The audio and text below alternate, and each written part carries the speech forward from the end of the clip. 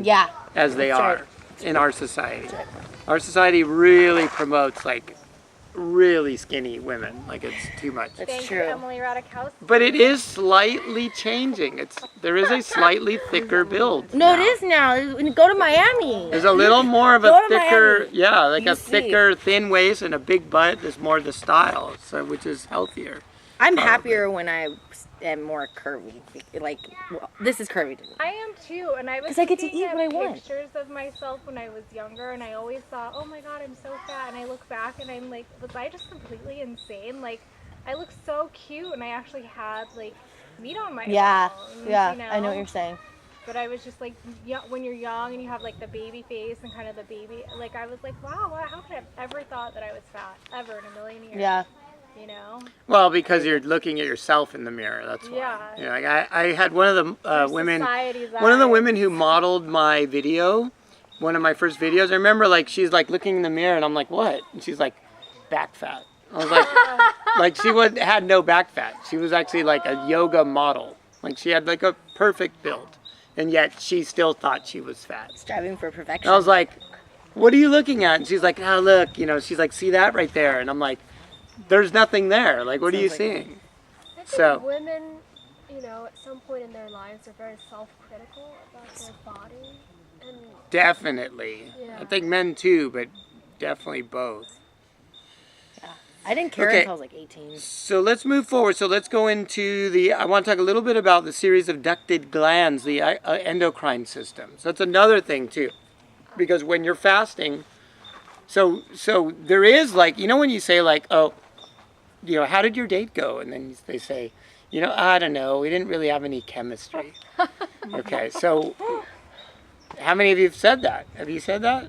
I've said it, right? And the reason we use that term is because chemistry is definitely a factor as to whether or not you're going to feel whatever you feel about a person, because you're electrical chemical beings. Okay, so we have our nervous system on one side and we have the endocrine system. The endocrine system is a series of ducted glands that directly affect your chemistry and the way you feel. So when you feel a certain emotion, that's actually like a chemical that gets injected into your bloodstream. Okay, it's actually literally like you feel it like when that lizard jumped out and you got scared. That was a chemical. Your body gave you a little boost of probably of adrenaline. You got like a slight boost of adrenaline. You jumped, right? And so for that moment, you probably felt like your heart rate increased a little bit. You were hyper aware. You were aware that everyone else was aware, right? That's an endocrine system response. That's a direct example. Also why, like even this environment here is actually really healthy. This is a form of therapy. Being in nature is a form of therapy and affects your endocrine system, even though you're not conscious of it.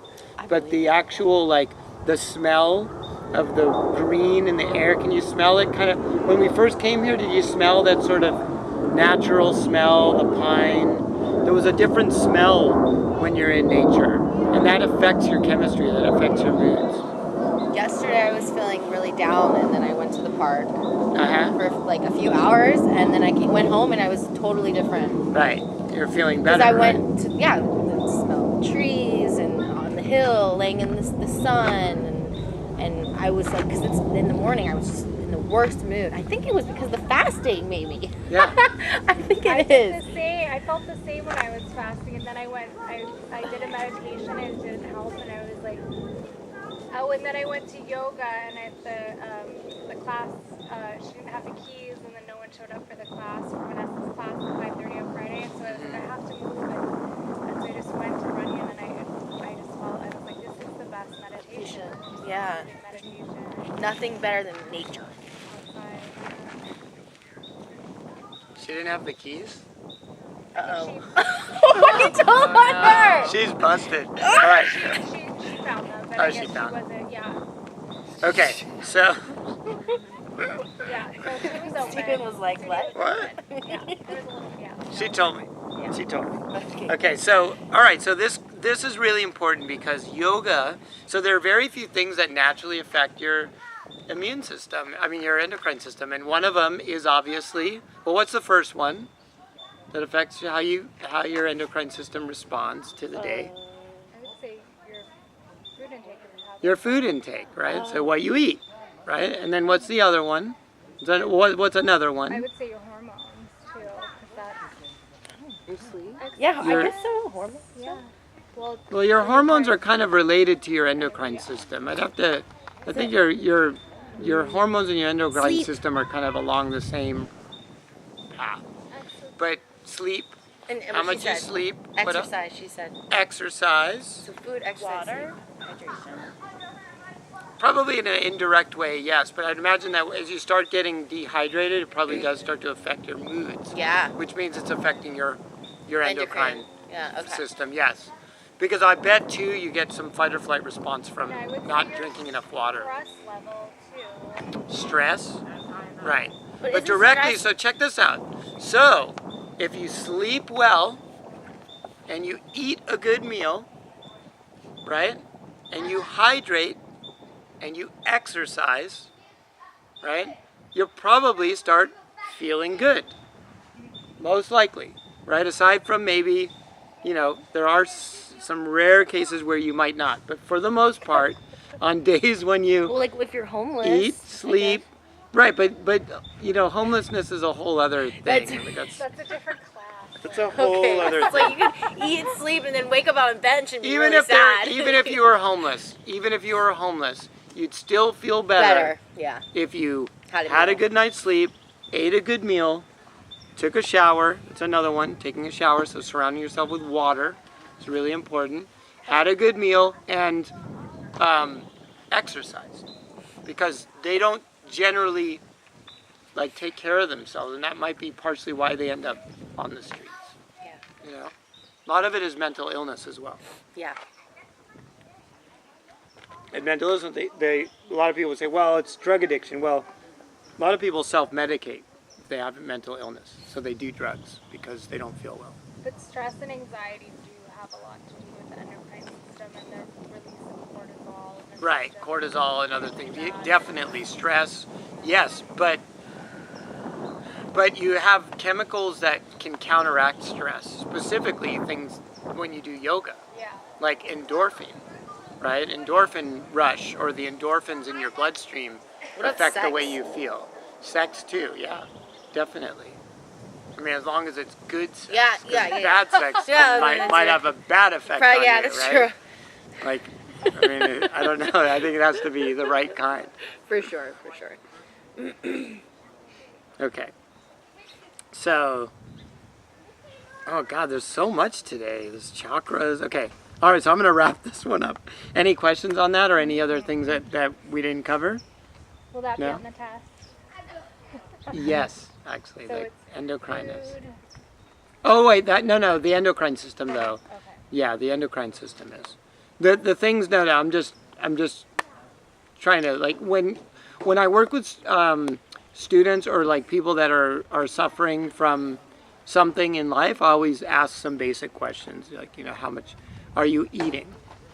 And oftentimes, especially with models, they're like, no, I don't, my diet's horrible. I go for days without food. And I'm like, okay, so you're wondering why you're hallucinating? When was the last time you ate? 4 days ago. And I'm like, okay, what are you drinking? They're like, yeah, well, actually, that's another thing. I'm like, what do you mean? They're like, well, I haven't drank any water because I'm trying to I have a bathing suit. I have a bathing suit shoot tomorrow, and so I'm trying to starve all the water off of out of my system. And I'm like, okay, so you're starving yourself and you're dehydrated. That alone, that just by itself, aside from sleep and everything else, that can make you basically go crazy. It can, yeah.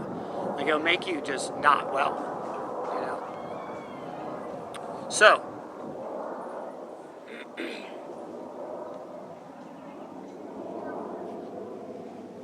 all right, so now we'll move on to how to observing in classes. This one's just a really quick thing, and then we'll go ahead and practice a little bit, and we'll move on to chakras and doshas and stuff later. So, how to observe in class. So in class, some of the time you'll be shadowing teachers, which means you'll be in class and you'll be there to not physically adjust students, but just like if you see new students doing upward dog wrong, probably that's the most common pose that people do wrong in class. That actually is important because you can hurt your back doing it incorrectly. You can also hurt your wrist. So you can adjust verbally, but I don't want you physically pulling on people because We're not doing that. also anytime you start pulling on somebody, like you just are opening yourself up for risk at that point. So I wouldn't say to adjust anybody right now, but observing, I always say like bring a mat in so you could sort of step in and do some poses here and there because you'll also get very self-conscious observing in a class. So I always say like stay towards the back, bring a yoga mat, and observe. Like you're doing the class, but you're not really doing it. Like you're there, you're in the back, you're standing, you're going around occasionally, like let's say every 5 minutes and just walking around and maybe adjusting a newer student. If you go into a class and it's really small, probably not the best to observe or, be in the class and observe that particular class because, like for instance, there's only 4 people in the class and now you're adjusting the same person over and over again. It really stands out. So if that's the case, then I would say if you really want to observe, you showed up, your schedule doesn't permit any other time because schedule is a reality, then go in the back and just sit on your mat in the back and observe with like a paper and pen. And the paper and pen is more of a prop. You don't even, not even if you're making notes or not, it's just there because you're observing. And so that you don't feel like you're getting in the way of the class, you don't feel like you're self-conscious at all, because that is a factor. I've had people leave and I'm like, why did you leave? Because I couldn't go chase after them. Because I was in the middle and then I realized they're gone. And they're like, I just felt really self-conscious. I had to leave. Like everyone was looking at me. And I'm like, no, bring a paper and pen. You could be like writing, the ABCs and listening and observing. And like no one would know and no one would care. Because really they're supposed to be doing their yoga class anyway. The reason that you go to observe is because when you're doing yoga, your endocrine system is being triggered. So your ability to be clear during the class and really like take good notes when you're actually doing yoga is going to be hindered a little bit because you're going to be high basically. Like you kind of get high from yoga, right? How many of you felt high when you did yoga, right? A little bit. So you do get high because it triggers your basically endorphin is like endocrine morphine. Okay? It's like a short version of that. And it feels very much like that. I Yeah? wanted to add to what affects your endocrine and drugs. That's another one. Medicine and Medicine drugs. can trigger different responses, right? Like certain drugs can trigger adrenaline and different things as well. And like they mood also swings, say, right? what's the other one? Is like when you're on social media. Like when you get like, you do a You see photo a and one of like. your photos gets like 150 likes and you're like, oh my God, they really like that whatever dance move I did. Like all I did was a simple twirl. And then you do another one like 3 days later and you post it and you get like 2 likes They're not so happy with you. and you're like, what? I read an And you get this sort of, if it was a sound, it was like your ego gets deflated, like, right?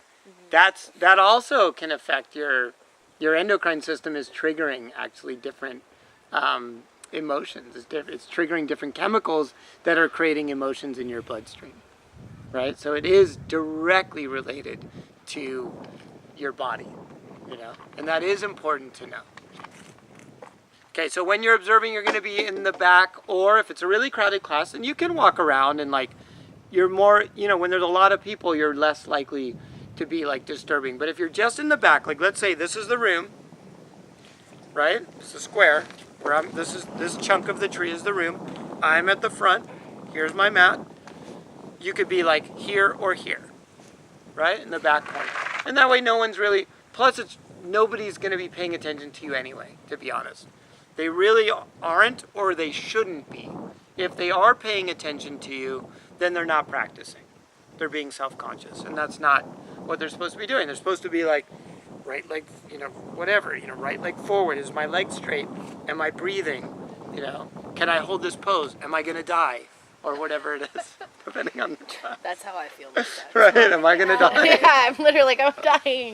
How many hours or classes do we observe?